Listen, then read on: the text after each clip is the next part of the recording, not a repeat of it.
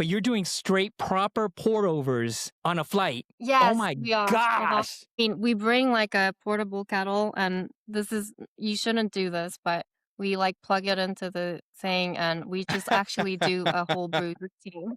What? You're straight boiling on the seat, like That's at crazy. the seat? Yes. I'm gonna have to do that. You might crash a plane or something, man. This is crazy. Ray, welcome back to the Drink It Podcast. What's up, Zach? What's up, John? Ray, let's get it off our chest, man. I hadn't told you what I'm going to say, but I got some spicy stuff. Man. Speak to me. Speak to me. I just think that 30% of a fan vote on some kind of coffee list where it's ranking and giving an accumulated number of specific coffee companies in some way, shape, or form. I think 30% of a fan vote is really whack. Like, you know what I mean? What do you mean? I don't understand. Like, what do you mean? I'm not going to say anything more. I'm not going to call people out, but people probably know who voted for who. So like, there was something that came out recently. I saw like there was this list that came out, right? And they're ranking coffee companies, and they part of their ranking system was 30% of the final numbers came from the fans, which to me just sounds absurd, because let's just be honest, like, of that 30%, like, how many of them were vanilla latte drinkers? You know what I mean? Like, how many of them were like, just kind of, they weren't really in the industry. They weren't really looking to vote on something that was really good quality, but we're just voting on something that they thought was either vibey or something like that. So did I vote for this? You didn't vote for this. I don't think you did. Did you vote for it? Hell no. Why are you so mad about it? I want more context, man. You got to shout them out. Nah, maybe next time. Maybe next time. That's the problem with like any kind of like voted thing, man. Yeah. You know? Yeah, like, I think so.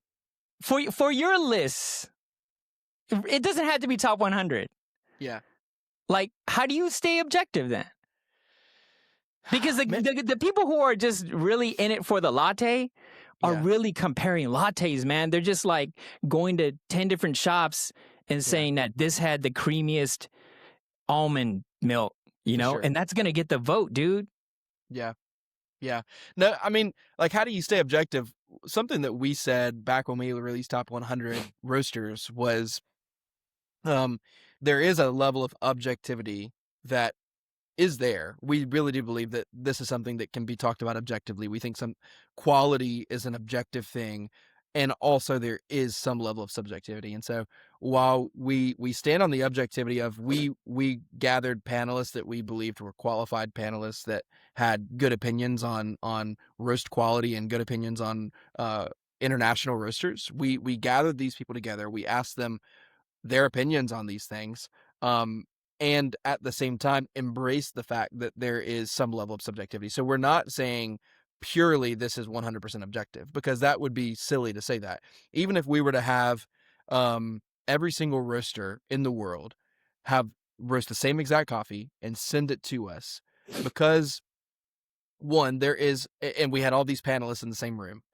One, even if there is some level of objectivity there, because there is a level of objectivity that you could have these highly trained tasters come and taste these coffees, they're still going to differ. And that is where that small level of subjectivity, or even moderate level of subjectivity, comes into play. And we embrace that. But where I don't think the subjectivity is rightly placed is in the hands of folks that you don't really know who's giving you their opinion. And to me, 30% just seems like a lot of opinion given to some folks that may or may not have even been to these 100 coffee shops. I might have just said it, but 100 coffee shops that got voted on. You know what I mean? Yeah. So anyways, and I'm not just hating. I'm not just hating. Yeah. I'm not just hating, man. Like, we dropped our list before theirs a few years ago anyway, so I'm not just hating, man. But do the results make sense for the demographic that they're serving? You know what I mean? Because it maybe does. Maybe it does. Because honestly, man, it's like you serving to like a really wide, like a general population. you're gonna get the latte crowd because there's just so many of those voices, and those voices are super crazy when it comes to like superficial things that maybe our demographic do not deem important at all. You know what I mean? Yeah. I mean, what do you think, Ray? Do you think what do you think about 30%? 30% is crazy. I think they really need to divide it and say, look, like these are the two numbers that we got that are important. 30% of our fans are like, yo, these shops are incredible, or this shop has the best, cold foam. And then the other one is almost like, well, we have these kind of criteria, and these are the stricter criteria that we base it on, what we deem important. So at least you have two views. You know what I mean? Because, it's almost like, like when you go to a neighborhood that maybe, like, because I live in like predominantly Mexican American neighborhood. Yeah. And it's like tacos out here are just like dime a dozen. Like you can get them everywhere, right? Sure. And then it's just like a 3.5 out here is like a freaking 7 out in where my mom lives. You know what I mean? For sure. So it's like, it's super crazy. Like you looking for like the dopest taco, you're like, yo, they say 4.5 right here. The first thing you need to check is the location. And if that location is, taco shops are like straight rare, don't believe that. And I think it's like the same kind of thing for these cafe things, man. It's like whoever got that top spot, you're like, all right, I'm not going to say like what country, but like the community might be super served, dude. They might just be like, it might be the wackest cafe, but you're like, in that community, they're doing it so right that that they just garnered all this love and fans. I'm going to kind of take it to a positive place, but I think, I can see how you can hate, but it's circumstance too, man. They might have deserved that 30%, dude. Yeah. Listen, that's all I'll say about it. You got more on your chest. You're not telling us. I know you do. That's all I'll say about it right now. I think it's too hot. I think it's kind of silly. I'm gonna be honest with you. I think it's kind of silly, but I don't want to be a hater because listen, they got a lot of recognition right now. They got a lot of people. They got a lot of people looking at them. So I'm not trying to hate. I just think it's silly. That's all I'm gonna say. Yeah, and honestly, it's like maybe let's say you got 25 of your closest coffee friends, and you ask them what they think about other lists. They might not even be aware of these lists. Yeah. It's real debatable, like how accurate they are for the people that they're serving, because they might be really, really just in tune with their audience. I mean, do you think our community, Ray, like when we think about the folks that we're interacting with on the coffee level, like, do you think our community looks at that list and hell no? That font looking too cheapy, bro. Like they're not out here saying that, I could trust these guys. It's like, no, our community is more like you got some hand drawn shit. No. Like, yeah, yo.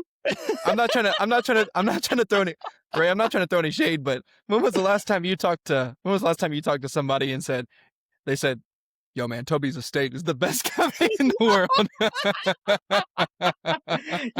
Yo, that's super fact. Man, I can't wait to go to Toby's Estate. You know what I mean? That's my point. That's my point, dude. Because no one, our community is like, no one's really looking at that list to like get info. We need a list like that. And you're doing a list like that, and they're still going to talk trash. So it's like, everybody going to talk crap. You can't win, man. We know it. We know it. It's what it is, man.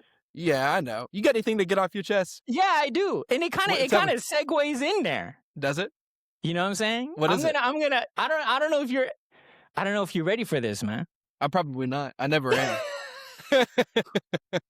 Yo, this is like I went to a cafe today and like I was just checking out, I went to House Roots. They're down the street from my son's school. Yeah. They always do good coffee, shout out to the Valley's best coffee.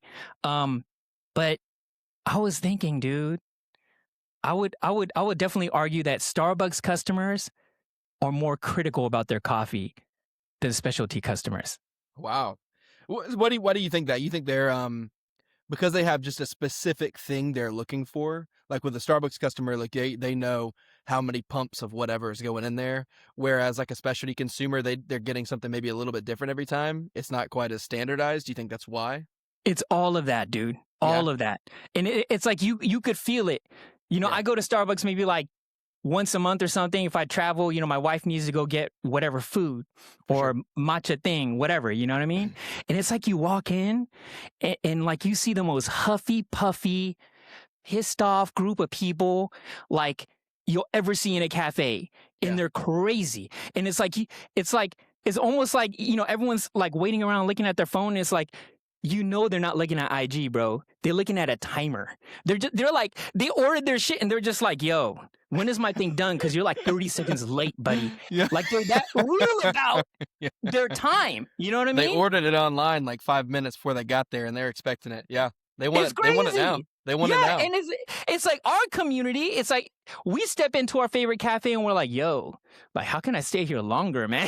You know what I'm saying? Yeah. They're just like, yo, can I listen to this Nujavi's album, like the whole album? I don't know about you, but like when I'm in a coffee shop, if I'm getting like some kind of like filter coffee and they're brewing it by hand or something like that, I'm usually telling them, if there's people behind me, I'm usually telling them, hey, make it when you after you serve them, because they're probably not getting the same thing, right?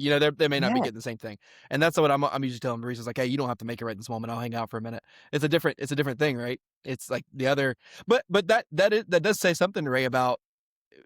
I'm not a Starbucks hater personally. People probably tell you the same thing, like, "Oh, Ray, you probably hate Starbucks," and you probably say the same thing. No, man, I don't have a reason to hate Starbucks. No, I do not. It's a completely different thing. We're not talking about the same thing right now in terms of specialty coffee versus Starbucks. They're completely two different categories, and like Starbucks has something that's standardized, right? And to be honest, like when you walk into your local coffee shop, depending on their level of training, like you might get a very different experience every time you go in there. Whereas Starbucks, you pretty much know when you get a pumpkin spice latte there, you pretty much know what it's going to taste like. And that's the thing. It's like it's almost like their consistency and their high level of service and their focus on service like brings more attention to that thing. You know what I'm saying? It's like they kind of like raise an army of people who don't believe physics exists. You know what I'm saying? It's like their tongue is almost like on a higher level than our tongue taste, like our cup tasters challengers, bro. Like they're out here like, they'll order something like extra hot and just be like, they'll take it, you know what I'm saying? Like over to the counter and they'll open the thing up and then they'll put their powder, their honey, their sugar, their whatever. Like, I don't even know what else they put in. They stir it like 15 times, close it up and like, yo, what the is this, man? It's like 5 degrees, cooler than I usually get, man. They like complaining about it, and it's just like, bro, what am I supposed to do? It's like you took it over there. It's like, it's like, yo, just make it hotter, and but they can tell because it's so consistently like tuned in. They're dialed in. The customers are crazy dialed in to like what they want. And it's the same thing with the pumps, bro. It's kind of like they take like one sip and you just like, this ain't 3 pumps, dude. This is like, this is 2.5. Like they already know, it's kind of like, stop, dude. And like one way Starbucks could like up their efficiency is just take off extra hot, because extra hot is a problem. It's like the hardest thing, because like once you hand it to them, it's like you don't know what they do between the time and then the time they sit, and it's like, but it's a specific thing they're asking for, right? Because it's crazy, like dude. Because if you ask for 3 pumps of sugar, or 3 pumps of vanilla, they're gonna put. If that 3 pumps, it's not going to change necessarily in the next 30 minutes. If you ask them for extra hot, it's going to change in the next 5 minutes how hot it is. Yo, you know what it's I mean? It's super crazy. And like I've heard people complain about like foam. You know what I'm saying? Like foam, like, yo, this doesn't taste cottony, man. It's like it tastes like cloudy today. And it's like, bro, get that. Yo, what are you talking about, bro? And it's like, yo, it's like we, if we go in a cafe and it's like, and maybe the foam is a little off, and you tell the barista, you're like, yo, bro, this kind of like a little, it's a little different today. They could be like, yo, today, man, we using cows from the other side of the farm. And then our community be like, I could respect that, bro. They might be like, yo, I like you better now, because you taking that attention to detail. Like we're open to like not excuses, but we're open to like different reasons. We also want different experience. Like we're kind of into specialty because we want different experiences. So if something doesn't come out the same thing every time, we're cool with it, because most likely you're not even walking into a coffee shop and you're probably not getting the same thing both times you walk in there. You're probably going to get a filter coffee one day. Even if you get a filter coffee the second day, you're probably getting 2 different filter coffees. You're probably ordering 2 different things. You know what I mean? That's probably right. I mean, that's the way you would be ordering, right? It's true. And it's like we don't mind if we get lied to, because we kind of like we're trained to feel like it should be different. You know what I mean? Like there should be some variation. It's like, yo, this is kind of like, this is weaker than last time. But maybe Barista was like, nah, man, it's kind of like this coffee was too fresh. I need to stretch it out. You know what I mean? Like you could like make up these things in your head. Like and most likely it's not true. Yeah. most likely they just didn't dial it in very well. But and you look at their grinders and you're like, oh, it's because they didn't use the EK this time. They used the DF64. You know what I'm saying? Like, they must have swapped out their burst set. I know. And like we got all this wild stuff going on. Was like the Starbucks, maybe something's going on with the water today. You know, maybe they exactly right, like the Harry conversation. And it's like Starbucks is like, yo, you like 1% off, dude. That's like a lawsuit out in LA, man. It's like, yo, give me my money back, dude. This is like, it's crazy. Yeah. Ray, that's crazy, man. We've got a guest on the show today that we're really excited about. Speaking of cafes that are both specialty and also pretty consistent.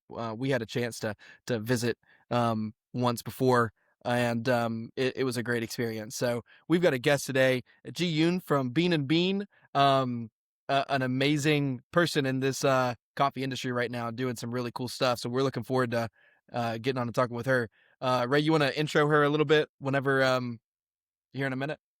Yeah, definitely, man. Bean and Bean, man, like I've ordered a few coffees just based off of like Brian Kwan's, involvement in Jiyoon's like side projects, or even just her company. I know he's been out there in a number of events that they have, whether it be cupping or some other kind of education things where you can meet producers or whatever it is.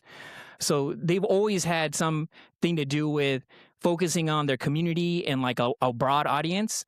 But at the same time, they know that there's a lot of changing tastes out there, especially when it comes to like high end and great stuff. That company seems to be run by a mother-daughter Q grader dynamic duo, who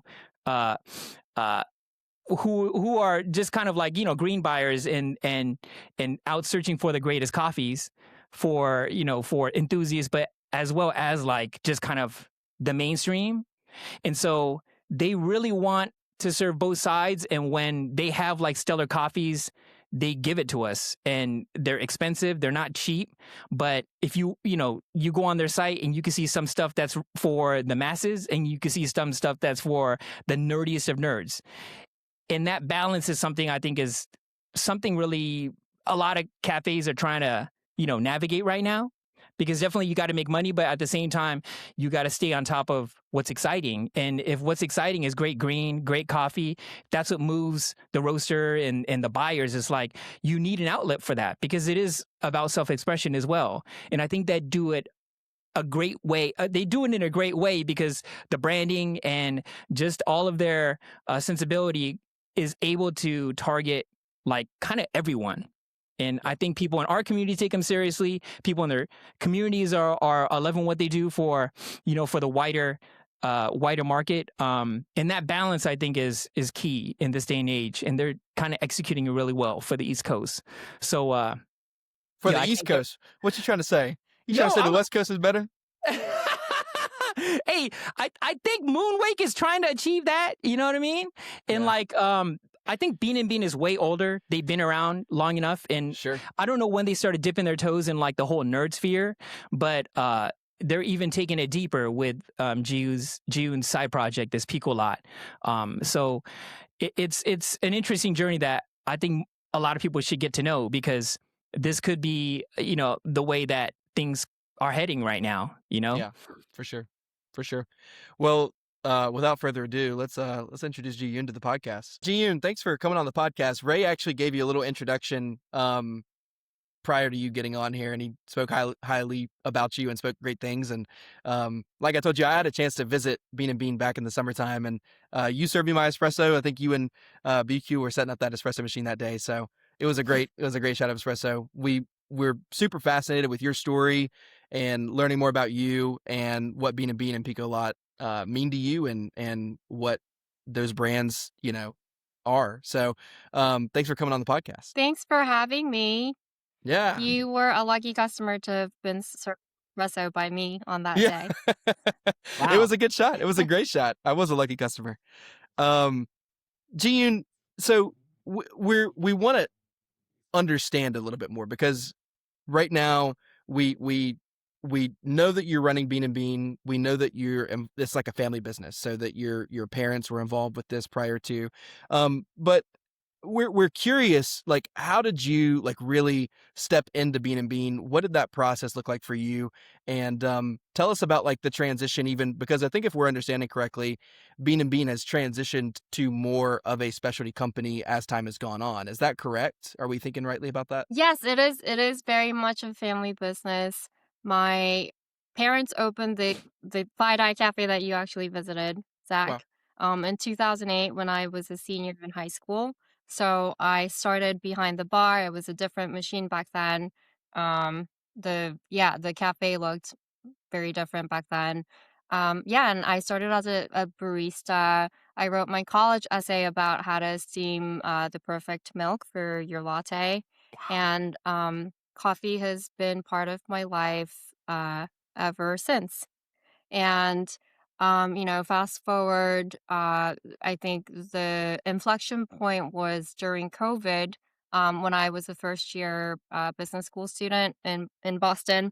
Um, we were all sent home. So I went back home to New York.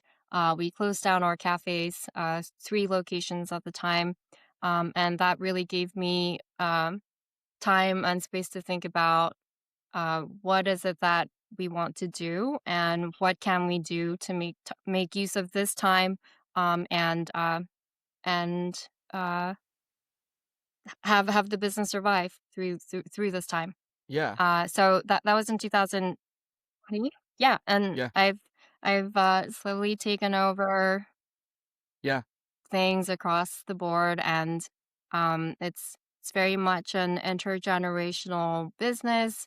Many things still in transition. Sure. A lot of kinks to figure out. Yeah. Yeah. Yes.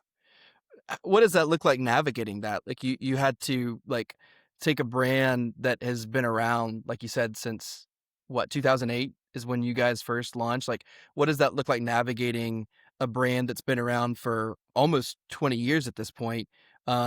Navigating that into the ever evolving specialty coffee industry. I don't know if you could hear me sighing, but it comes with a lot of, you know, legacy, to put it positively, and baggage, to put it, you know, more realistically or Sure. negatively, because so much changes all the time. And because we are a business that has been around for 20 years almost, there's just a lot of associations that people have with Bean and Bean, expectations, etc. But I think at the core, my parents wanted to start something that was different and committed to high quality, and an experience that is created with integrity. So that's the one thing that is like gravity pulling me Yeah. like back to the Yeah. center. But really, I mean, trends come and go, preferences evolve and change for the better or worse. And I think it requires a lot of agility and nimbleness to navigate all of that. Yeah. Yeah. Yeah. So did you guys always have the slug branding? I mean, the sloth branding, or like, was it something that changed Did you recently? say slug? Wow. I'm from Santa Come on, Cruz, Ray. man. I'm Come from on, Santa Ray. Cruz. So I'm just like SL something. Yo, sorry. Hey, slugs are cute, man. Like, I'm not gonna hate, but so was You that went from something that you went from like a happened? cute furry creature to some like slimy thing, Ray. What in the world? Yo, anyone in Santa Cruz, man, banana slugs are cute, man. I don't care. I don't care. I have an excuse, yo. I grew up around them. Oh, that's right. Yeah, more than slug, we get koala. Yeah. People are like, where did the koala Slugs come are from? first. That's funny. So kudos to you for your originality, right? So going back to our sloth, we took COVID was a time of like reflection and rebirth for Bean and Bean. So like my first big project was rebranding. I wanted to breathe life and fun and color into the brand. So that's when we worked with a brand designer and really came up with the brand architecture. The color purple, it's supposed to be playful and fun, but slightly mysterious. And the sloth is, it has many meanings. One is, when coffee is grown in well looked after farms, rainforest protected farms, they provide a habitat for sloths. So there's a symbiotic relationship between sloths and coffee trees. So we donate part of our proceeds to the Sloth Institute in Costa Rica, Oh and my they're goodness. like the leading institute that helps rehabilitate orphan and injured sloths. So that's the primary reason why. And then the second reason is, and especially in the US, coffee is consumed as a like, let's go, like let's and consume as much caffeine as possible, that type of culture around it. But I think for me, coffee encourages me to slow down and take things uh one step at a time. So Yeah. that's the double entendre. Wow. It makes total sense. It Super makes a lot cute, more dude. sense than a slug, Ray. I don't know what. I don't know. I don't know where we would go if it was. Yo, that's why I'm making tools and not branding, dude. Like that's just not my forte, obviously. Jiyoon, the with Bean and Bean, you're taking this brand and you're trying to, like you said, breathe new life into it. I'm curious. You've launched this brand alongside of Bean and Bean called Picolot, which is I guess you're sourcing. We've actually Ray and I have both had some Picolot. Ray bought some Picolot, and we both bought it because I paid him and then he shipped me some, which really doesn't make sense economically. I don't know why we did that, but we split Your we idea. split the cost, and then yeah, it was my idea probably, and then he shipped me half the bag. So we both had some, and it's awesome. But you're sourcing like really like high end luxury lots for Pico Lot. What is that? Why that brand, and why not just launch all of those lots under Bean and Bean? Can you talk to us about that?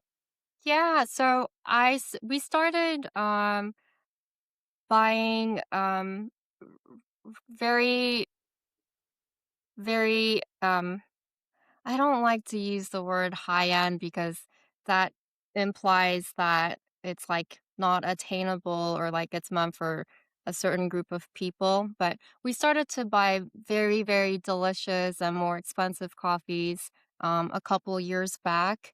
And we've been launching them through Bean and Bean consistently every couple weeks. But then I sat down and thought, wow, there is an opportunity to do rapid releases of these very small, tiny, extremely interesting lots that are just inherently limited in in quantity, Sure, and lots that make people curious to try. sure, And so Brian and I decided to launch Picolot together.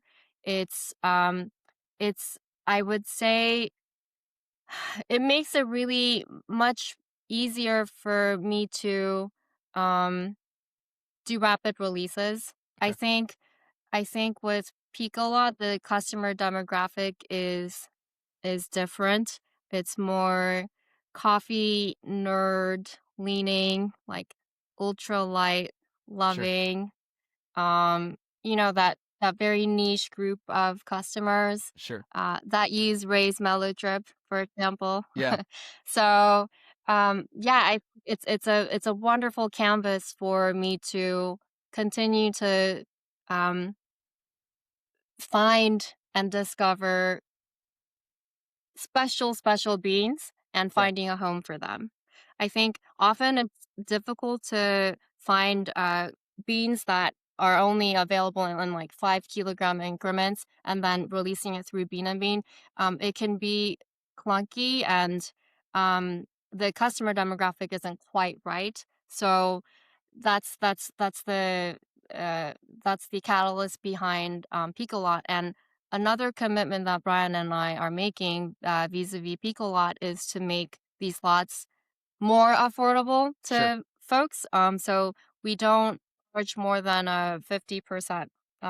We don't. Our margin is no more than 50%, Yeah. and it's having one same price for the bag and modifying the number of grams that goes into each bag rather than making the price different per coffee. Yeah. So the expectations are very clear around how much is the coffee, and you got to sample a whole array of beans. So, question regarding that, even like with the margins that you mentioned, like you said, you don't charge more than 50%. Is that what do you?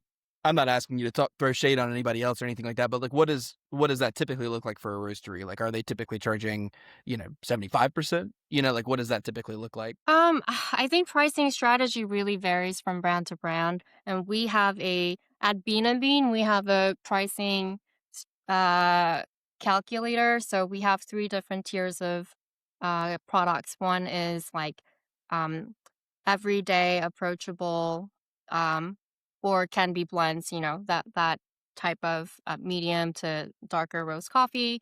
And then we have the single origin, medium to light roast. And then we have the what we call premium slash one luxury category. So we charge different markups per coffee, but it's also very contextual. So it's for us, we try to stick to this framework of doing percentage markup. But for Picolot, we just want to do the bare minimum that we can charge, or the smallest we can charge to keep this afloat, while making it affordable for people. So I think that, let's say coffee costs in greens $5 per pound, just as an example, then it's not unusual for the coffee to be sold at $20 per pound, like Sure. roasted, Sure. accounting for roast loss and packaging, labor, all of that. Um, yeah, So this is just more of but like a, but that's for like more everyday. yeah, I see.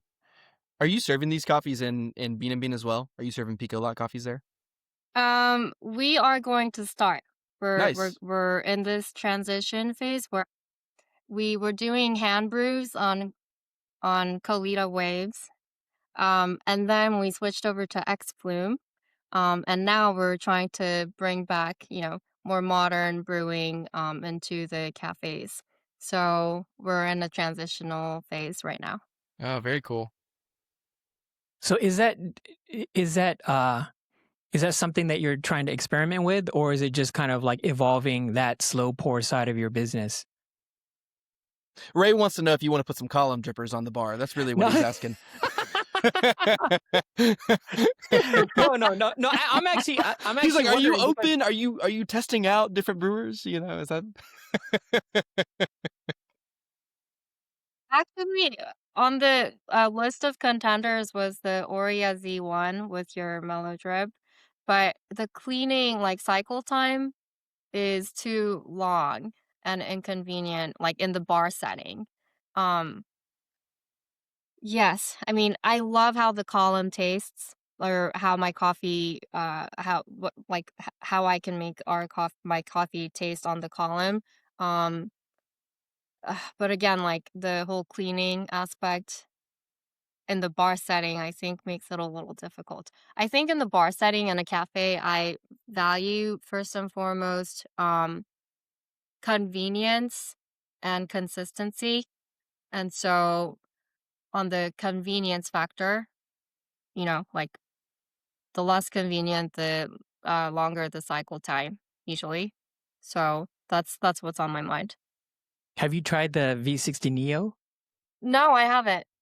I think you should get your hands on it and just kind of check it out, because it's actually like, it's pretty fast, but I think everything that most people want currently from the V60, like maybe a little more sweetness or just a little more intensity from the overall flavor, it delivers on that.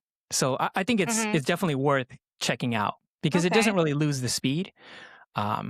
Yeah, it's good, super durable, super fast. Ray, But, should they put the egg Should they put the egg on bar? Hell You know? no, dude. Don't even tell her about none of that, man. Don't. Why are you bringing that into the conversation anyway, man? People try to bury that. We'll edit This that out. 2026. We go edit that out. 2026, man. Egg is gone, bro. No. But actually, I am curious because you guys went and are constantly evolving, and Picolot is there as kind of this new experiment or this thing that you're kind of opening up to try new things and merging that into the B&B space is cool because I'm assuming that it'll attract or it'll serve the nerds who want to pay that premium to get something that's super special. And is that something that you want to do? Is that a trend you're seeing out in New York? Is that something that you've always wanted to try? Like, why did you decide to do that? Decide to start Picolot? No, start serving Picolot coffees in B&B. Like, what are you trying to do there? Oh, I see. Yeah, I think coffee is such a universal beverage. I think sometimes it's hard for me to stay grounded and give everyone what they want, right? So the latte drinker and the medium roast drip coffee drinker, and then also um providing the space and the product and the experience for people that really like very lightly roasted Panama Geisha coffee. I want them to be able to experience that too at Bean and Bean because we do have access to those coffees, and we do have the tools to make them available. So um I think I'm constantly having to employ different hats or put on different hats to speak to different customer demographics and um, finding those different channels all at the same time.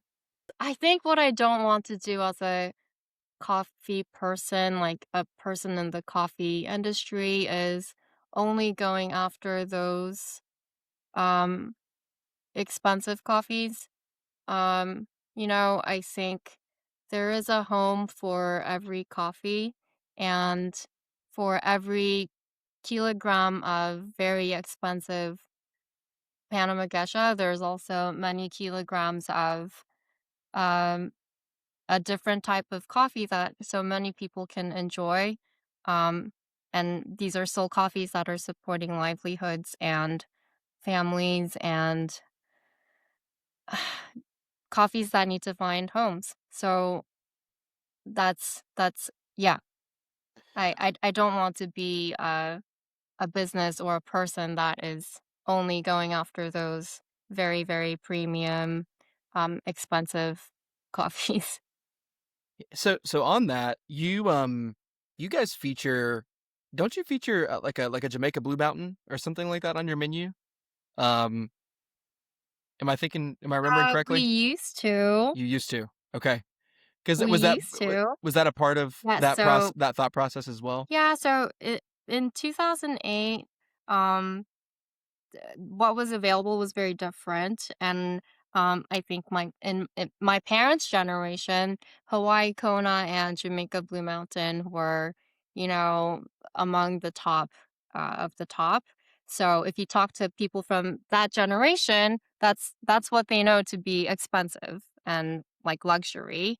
So we did serve Jamaica Blue Mountain, and we still do serve Hawaii Kona seasonally. There are some great coffees from both countries. Hawaii is a state, but yes, from both regions. And we haven't been serving Jamaica Blue Mountain as of recent, Okay. but yeah. Yeah. I was just curious. And I'm gonna ask another question that we can I totally did edit. go to. You went to Jamaica recently? hmm Oh, go ahead. Yeah, I did go to Jamaica recently. I went to the Blue Mountain region. It was so beautiful, and there are a lot of challenges the producers are facing there. Um and it's incredible what the country has done for the coffee industry as a whole, like it being such a big part of their export economy. But I think there's a lot that has lagged in the past few years. Like there's a lot more support they could get from the government with climate change and the infrastructure um, not supporting the growth that they can pursue with coffee. So, yeah. Oh wow. Do you see like a future or a comeback from Jamaica or Hawaii back into, I guess, the specialty space?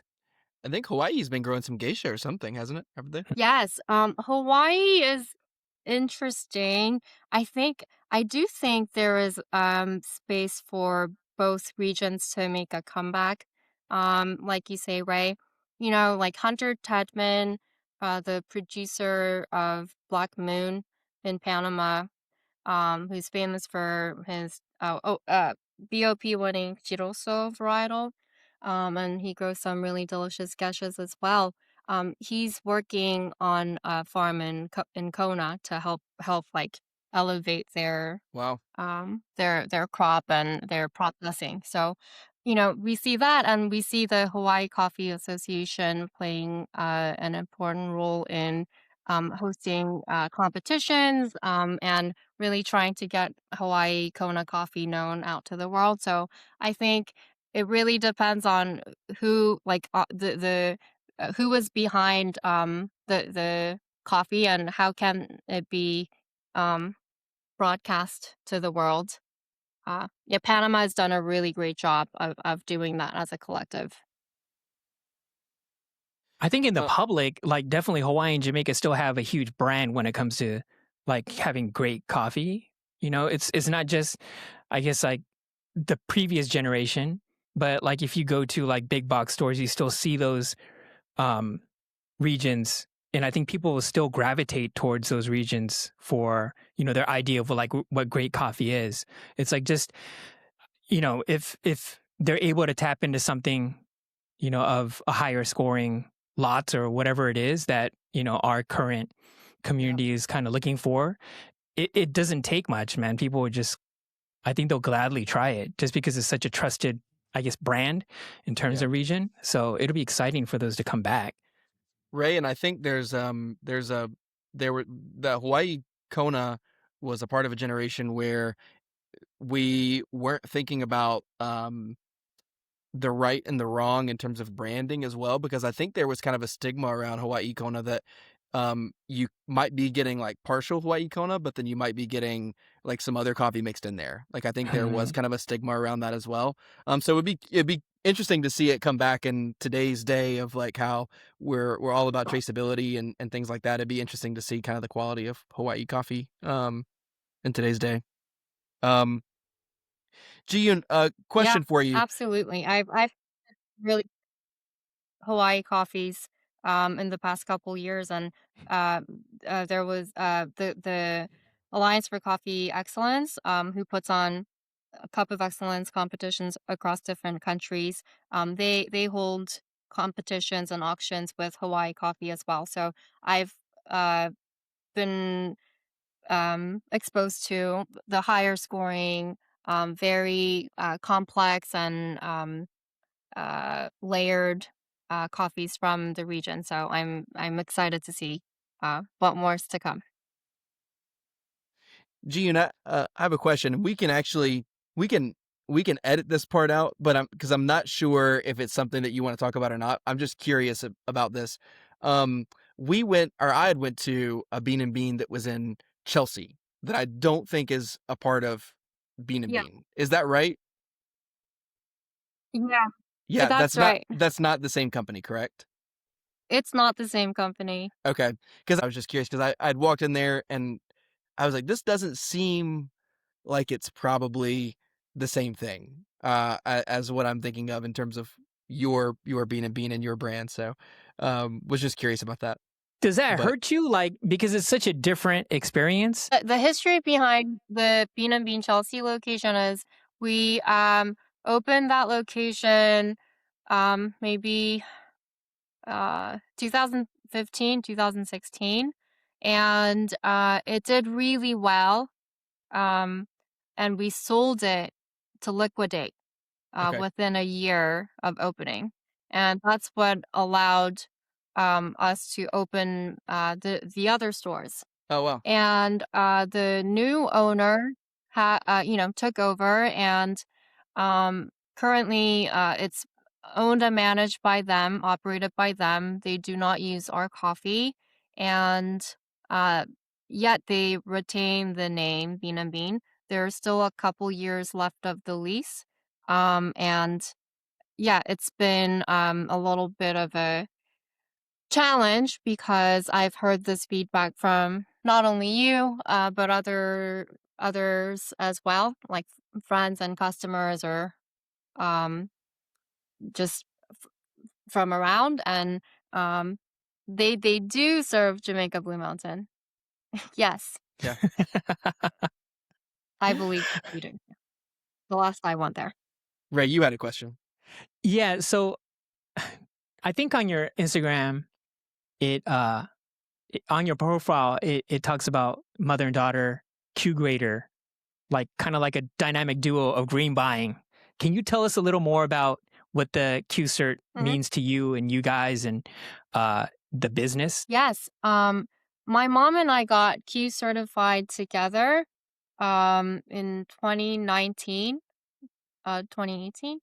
And for us, it was, we had been in the business for a while, but we didn't know if what we perceive to be high quality is in fact high quality. So we wanted to have a more concrete framework for evaluating coffee, for having like the proper language to talk about coffee amongst ourselves, but also with producers. And for us at the time, the queue was what we thought could enable that.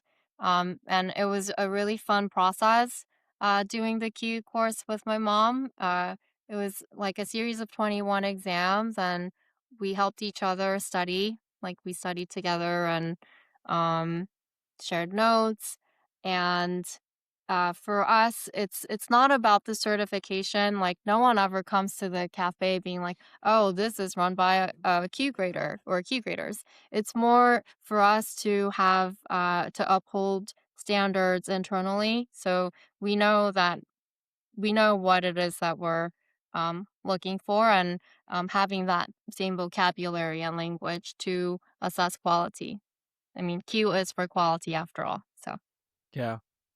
So I And we really took the Evolve Q together, the CVA, a couple months back. So that was like a nice uh throwback to the old times. can you tell us about the evolved Q? I'm actually not that familiar with it. I had taken the Q course probably 5 years ago, 6 years ago, and I actually never got to take the final exam because if I'm remembering it correctly, at least I know when I was taking it, I actually had COVID, and so I was basically sitting in on everything via video. And they basically said that I could come on the last day as long as I tested negative. I could come on the last day and I could take the tests and everything. And I didn't test negative, so I couldn't go take the tests. But I remember thinking a few things. One of them I did think was uh I feel like there could be some updating here.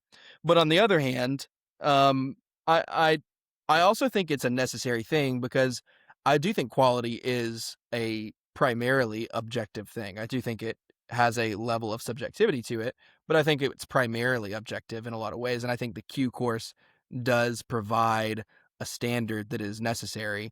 So, is the evolved Q, am I just misunderstanding what you were talking about there? Is that some level of updating with the Q course, or what is the evolved Q?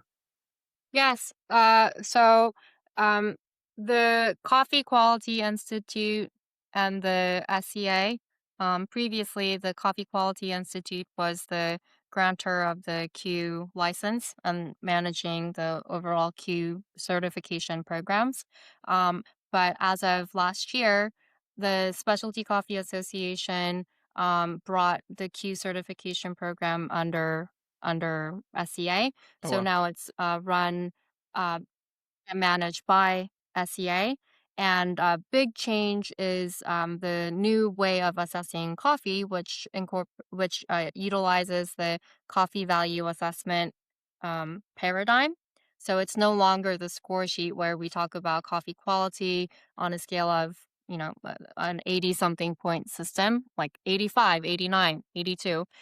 Now it's more holistic, and it separates out the affective versus the descriptive. So, Zach, you mentioned there are objective descriptors we can give to a coffee when we're assessing quality. Yeah, that falls under descriptive. But there also are subjective descriptors where I prefer floral layered coffee.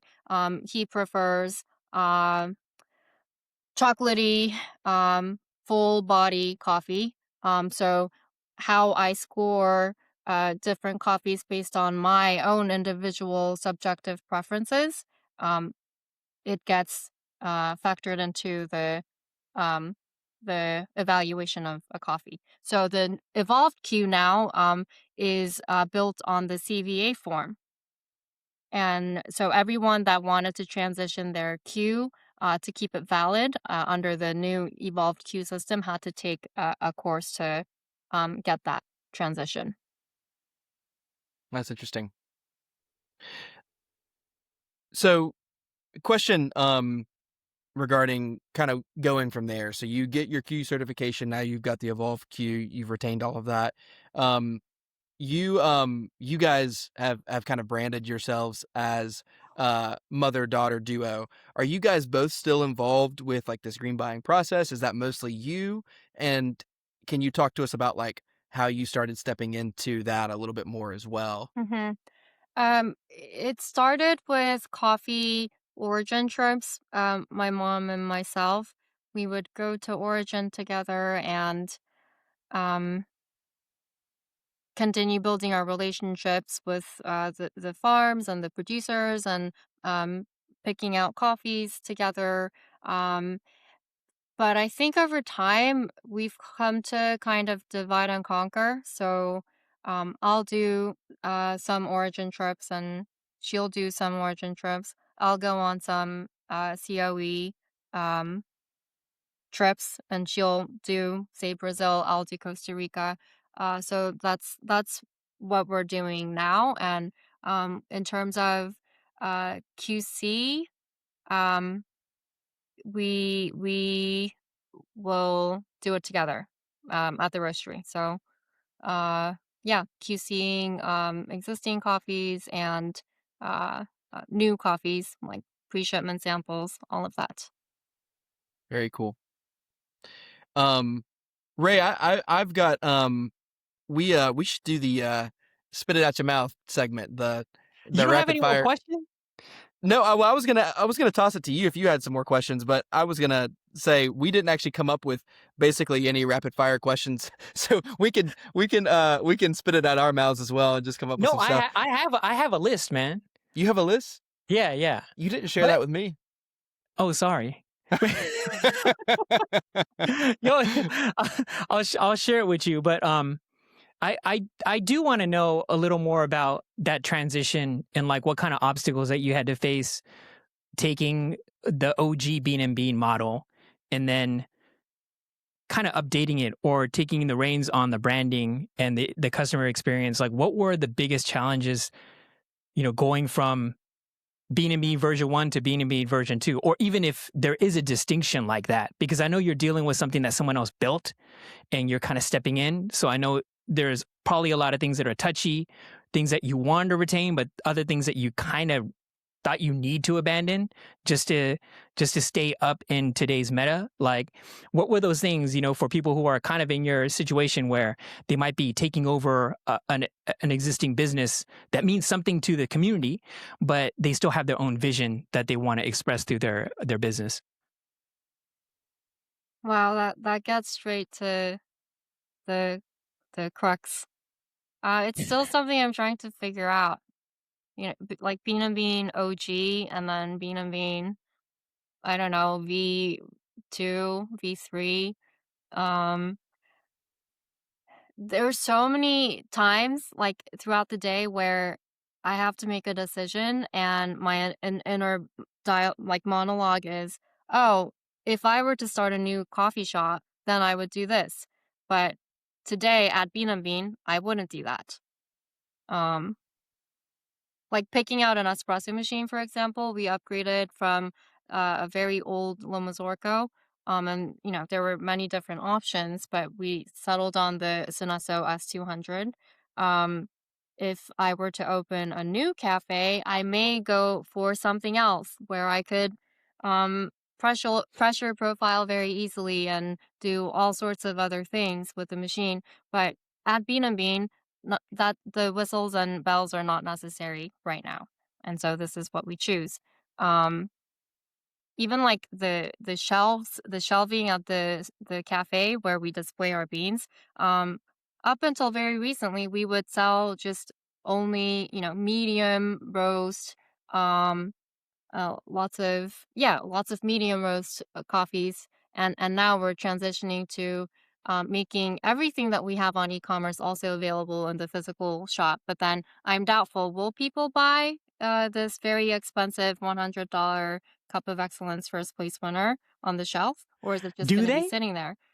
So lots of they do.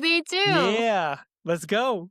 They do, and there are customers who come and ask for the COE winning blah blah blah Crazy. coffee, and they'll ask for us to grind it for them, and so we Wow. grind it for them and put it back into the bag. So there are so many customers with y- their own unique setup at home, and um, we're just we're just here to meet them where they're at.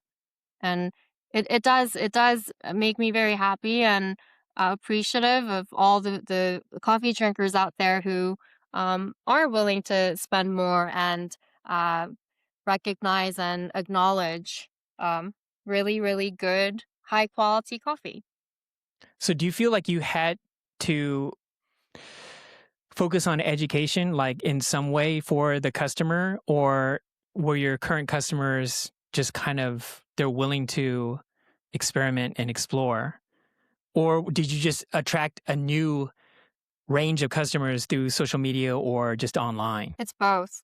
Um, so existing customers, now we're doing something where I want everyone to be able to cup coffees with me and us and be able to say, "Oh, I like this one more than that one."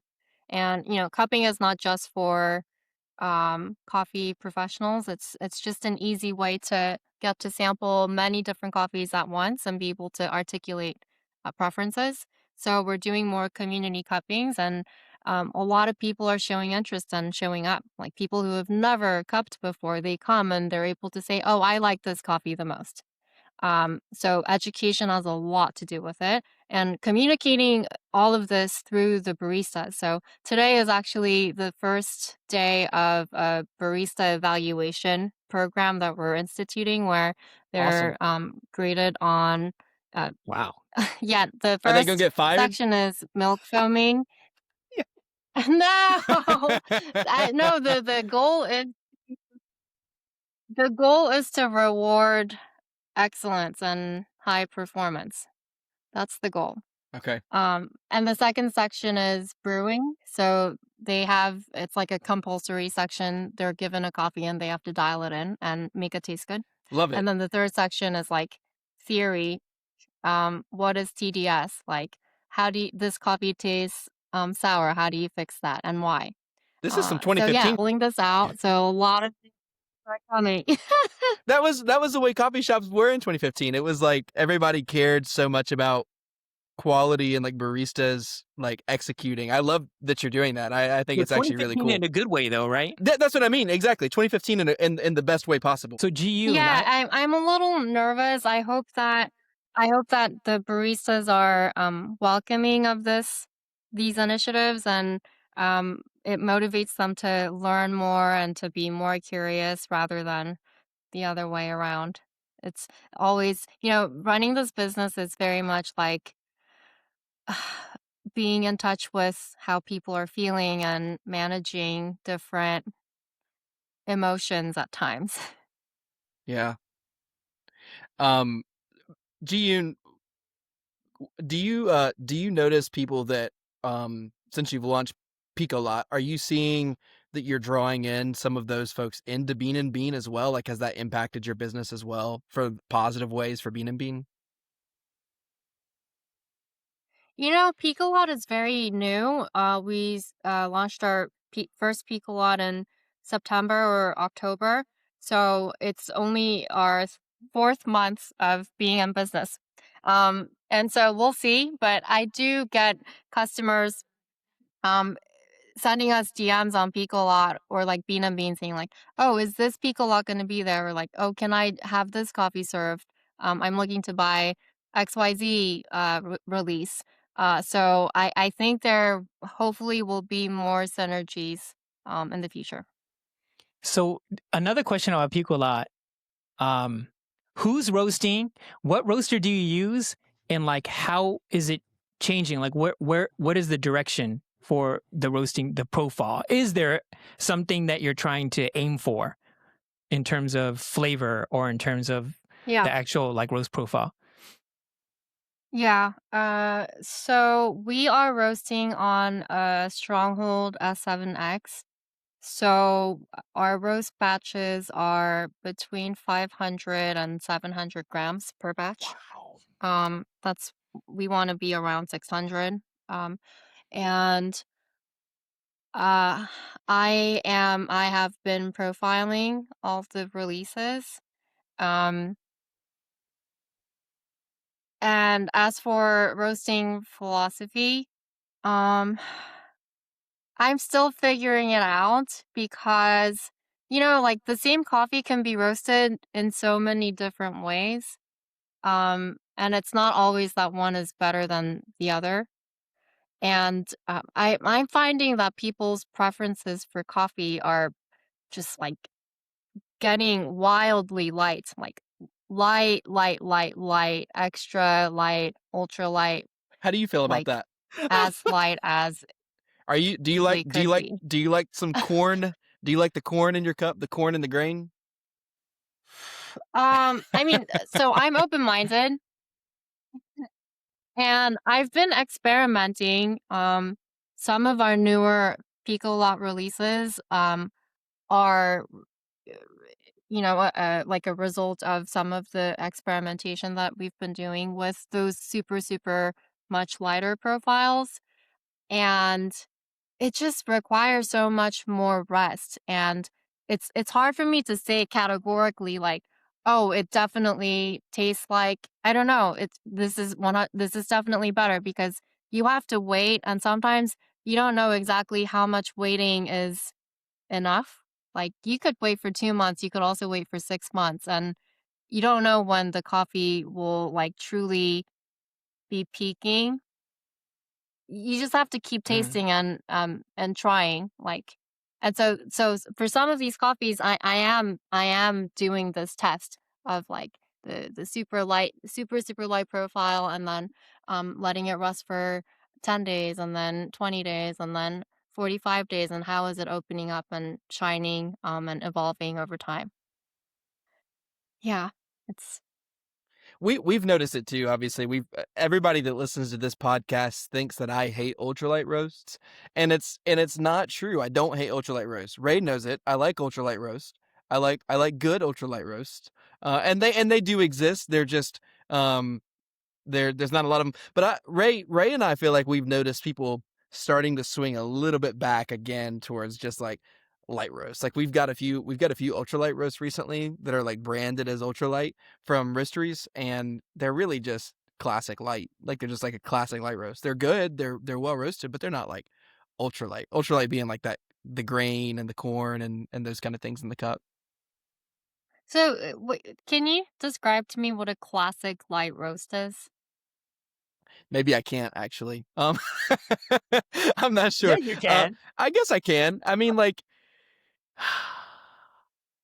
I would say like a classic light roast is something that is definitely like prioritizing acidity and vibrancy, but still has a level of structure to it. Like, so I think a great example of a classic light roast is probably what I would say a classic light roast is like something like a Say. I think Say is a really good lightly roasted coffee, but I don't think Say is ultralight. I would say like ultralight is like Shoebox. Like Shoebox is definitely not all their stuff, but some of their stuff is definitely on that grain game. Or like, and there's another, oh gosh, Ray, what was that place in New York that was really grainy? That's a good ultralight roast example. What was that place called? Are you talking about Three-Legged Cat? No. You're talking about It was in Brooklyn? yeah. No. It was in Manhattan. It was Manhattan. Grain Game. Yeah. They were a roastery. They were small. They had like one coffee shop. Oh my gosh, I don't even remember. I But can't they remember had what they're called. ultralight? Yeah, it was like ultralight. But it was like watery. It was, anyways, we don't have to call anybody out. We're gonna get Jiyoon in trouble. She's in New York. We don't have to call anybody out. But So is it a constant evolution at this point? Like there's no one specific thing that you're like, oh, Picolot, straight light, or are you doing some medium? Are you doing some a little lighter than usual?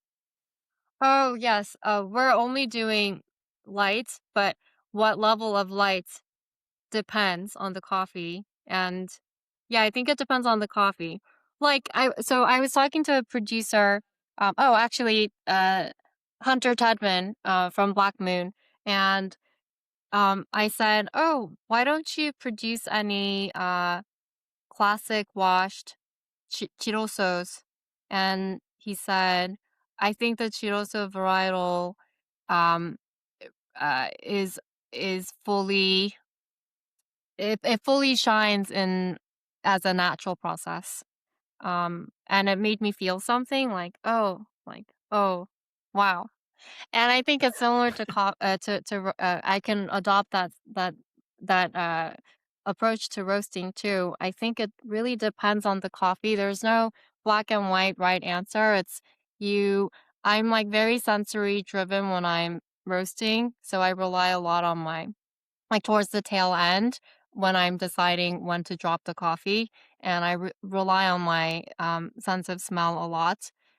So it depends on the coffee, like when I decide to drop, and like I first get the florals a lot of times with these coffees, and then it'll be like big florals, and then you'll start to get a little bit of like sweetness, and how much of that sweetness I want to bring out, it depends um on the roast. So yeah, and then I taste it, I cup it, I brew it, and then decide what do I want to change about this. Sometimes So I yes, I have picolata some. is only light roast, Mm. but yeah.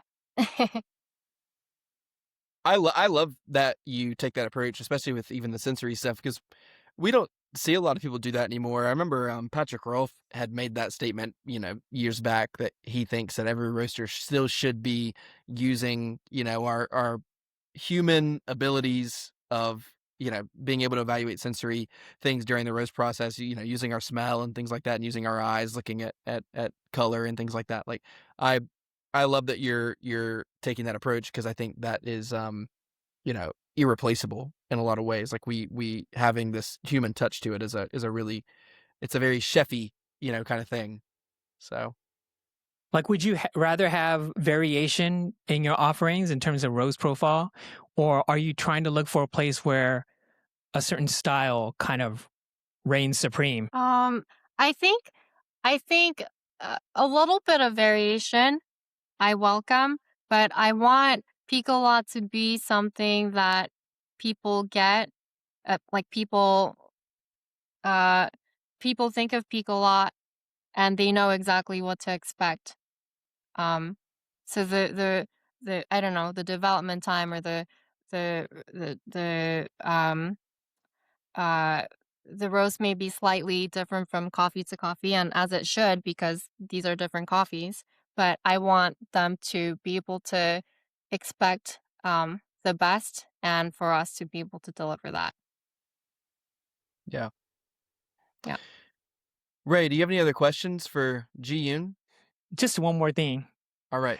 I know we talked about Picolot and how you're kind of working on that right now and building it out. Like, is there something with Bean and Bean that you still feel like there's something that is left, unexplored and that you want to pursue or improve or take it in different directions? Or is that what Picolot's about?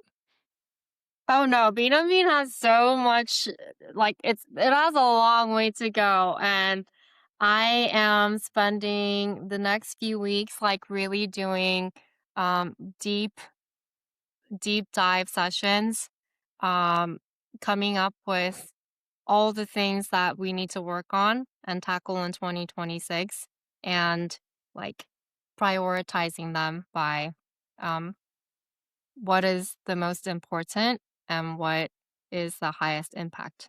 So this is work that I am like currently working on. Bean and Bean has a long way to go, and Picolot is it's a different business. It's a different project. There definitely are synergies, and when I'm buying greens, it's really nice for me to be able to slot specific lots for Pico and specific lots for Bean and Bean. But in terms of like business challenges and business opportunities, there's so much to do for both Pico and Bean and Bean. Wow. Where do you think, I know you had mentioned earlier that, if you were to open a separate coffee shop tomorrow, you'd be maybe using even different equipment, than maybe you're even currently using. So that being said, and kind of going off of Ray's question, like 5 years from now, like where do you see Bean and Bean? Like what do you think that looks like 5 years from now? What's different about Bean and Bean? What's the same? Like what's the vision for that? The new ultralight roaster. That's right. Yeah, Ray. No. Like, do you have column drippers, on every bar? Do you have mellow drips? Do you have a picture of Ray's? Actually, You have a picture of Ray's face behind the bar, just so that every barista, when they come in the morning, yeah. looks at Ray and knows I gotta just do everything I can to make this guy happy today. Is that it's Brian Kwan what it now, looks bro. like? It's Brian Brian Kwan Kwan. now. That makes more sense. Yeah. That is my 5-year plan. Every barista that works at Bean and Bean being ready in the morning before starting their shift. I think that's a great goal. Soon out of business. Ray does not pay me to say anything about column drippers, by the way. I just like to give him a hard time. And it is also my favorite dripper, unashamedly. So. No, but back to the question, though. I do want to know. It's an amazing dripper. But yeah, Guys, tell us ask about. me in a couple weeks. I'm figuring it out. Okay. Yeah. Understandable. So you want to get into rapid fire? We can do it. Did you get the list so we could trade questions? You didn't send me anything. I did. No, I did, man. Yes, you didn't send me anything. Oh, I see it. Okay. When did you work on this? I just kind of threw it into one list. Last time. Yeah. Yeah, I see it now. All right. Can you do a different rapid fire for every guest?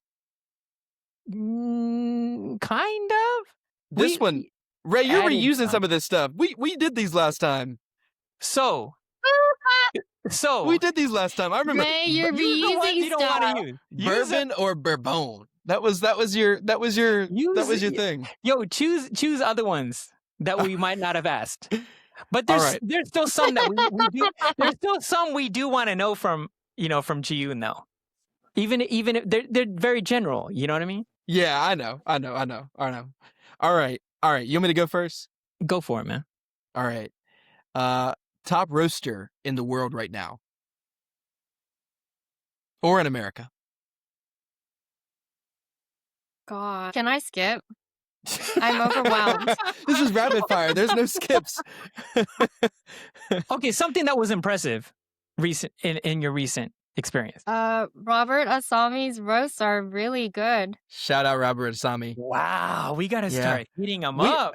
We've never had anything from Robert, actually. We had him on the show and he didn't send us anything. So Oh, he's Wow. really great.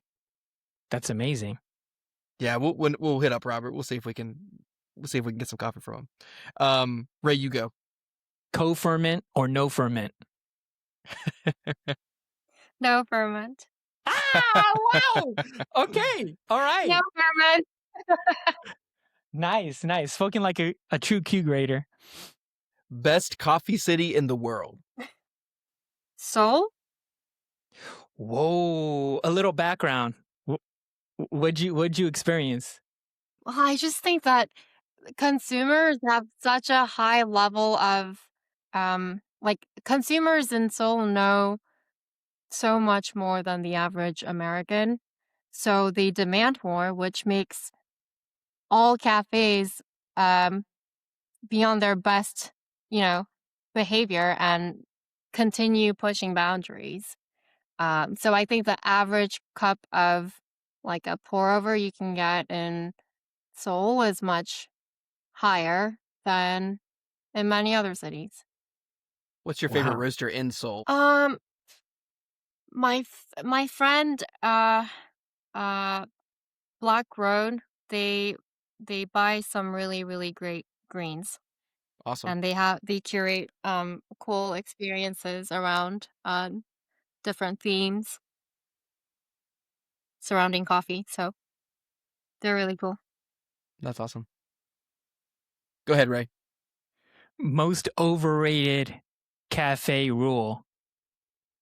You just made that one up. I did. I want to know from a cafe owner. Like, what do we really not need that we're still teaching people? Like, do we need to rinse filters, that type of thing? Anything. Most overrated cafe rule.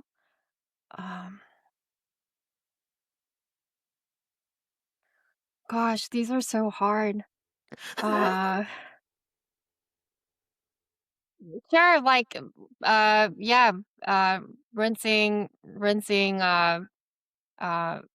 pre-wetting filters. The X Bloom doesn't do it. Oh, okay. You need a firmware update, man. Need a firmware update. Oh yes, we need to update the firmware. Let's see. Ultralight roast. Rad or fad? Farad? Rad.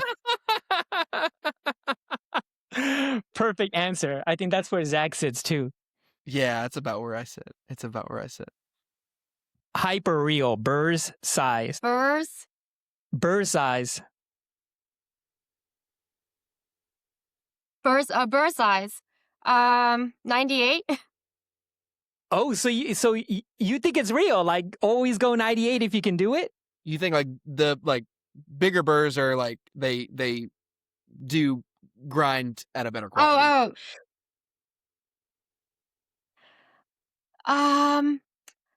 Well, it depends, but I really like my M98V and I use it for QC. But I've done comparisons and for different coffee, different burrs. Oh, wow. Do different So it's not things. about the size. So it's it about depends. the geometry. Makes sense. It depends on the I think coffee. so. Yeah, that makes sense. Mellow drip, rad or fad? I'm logging off, yo. Rad. Forever rad. Forever rad. We can't brew coffee without your mellow drip anymore, right? So we bring it wherever we go. Like when we go skiing, when we go camping, like we even use it on flights. You use it? How do you use that on flights? Yeah. What are you doing on flights with it? Oh, so we bring like a portable kettle, and you shouldn't do this, but we like plug it into the thing, and we just actually do a whole brew routine. What? You're straight boiling on the seat, like That's at crazy. the seat? That's crazy. Yes. Oh my gosh. I'm gonna have to do that. You might crash a plane or something, man. This is crazy. How do you even hide that? You're like, oh, don't mind this steam right here. I'm just, just kind of doing my face right here. Like, what is that? Instant coffee. Instant coffee. That's crazy. Yo, well, we were skeptical. My husband and I were skeptical that it would work because, we weren't sure, but it does work. And you could always ask for hot water from the flight attendant, and that's what we do sometimes. But the most recent time, we actually did the whole kettle, like boiling our own water, like grinding and brewing with the mellow drip. Yeah. Yo, you just That's unlocked crazy. a new meta. Like, I'm not on Instagram really, but I remember when people were just bragging about making AeroPresses like on a flight. And I thought that was kind of wild, but you're doing straight proper pourovers on a flight. That's crazy. Yes. Oh my gosh.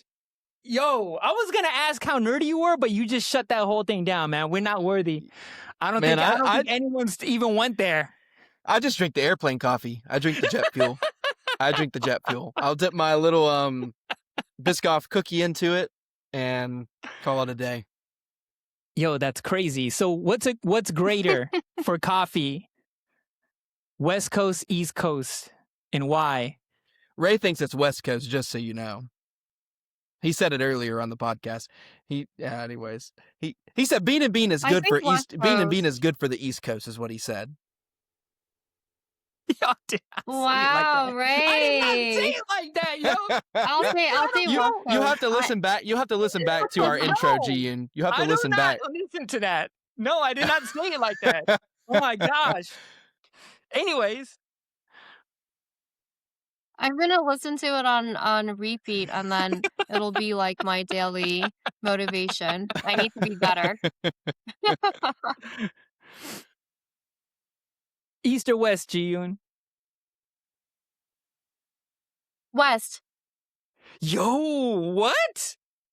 Half of New York is mad now. Like, wait. What's it? I told Ray. I told Ray. I think it's East Coast. I think it's East Coast. Crazy. What's one of the reasons? You don't have to be specific.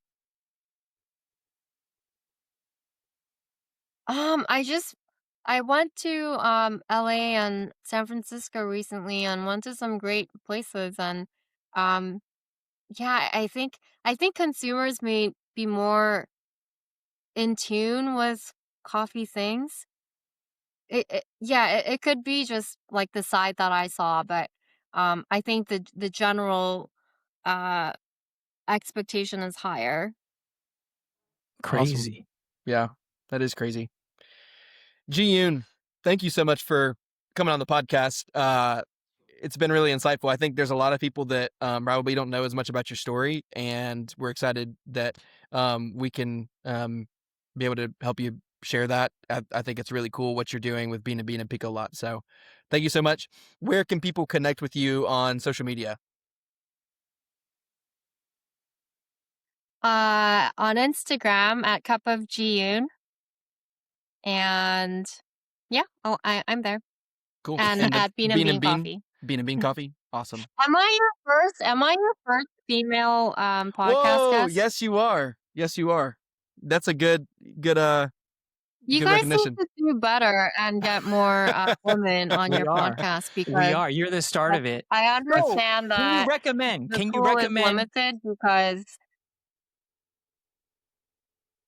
yes. What what profile are you looking for? Like, what kinds of topics are you interested in exploring? We interview anybody and everybody pretty much. If they're But in I think specialty coffee. we tried to be more for enthusiasts and people who are just kind of nerdy. So anyone who's like deep into the side of coffee, of either making or brewing or sourcing, whatever it is, that are just kind of deep in the rabbit hole stuff, like those are the kind of guests that we like to talk to. Okay. Got it. Yes. Yeah, if there's one thing I can ask of you, it's to have more women on your show. Jiyoon's calling us out, Ray. I know, Not- Jiyoon. If you could She's doing recommend, it while we're still recording too. She's yeah, unashamedly if you could calling us out. recommend one girl who you say she needs to be on this show, who is it?